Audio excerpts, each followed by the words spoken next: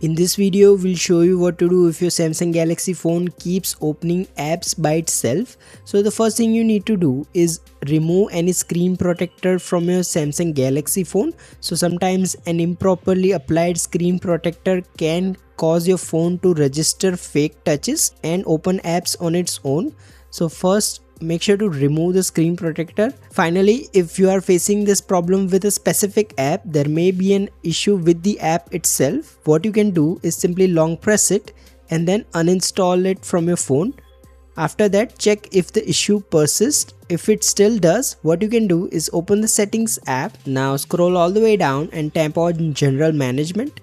Now in this menu, tap on reset. Now here you will see this reset all settings option. Simply tap on it and then select reset settings to confirm.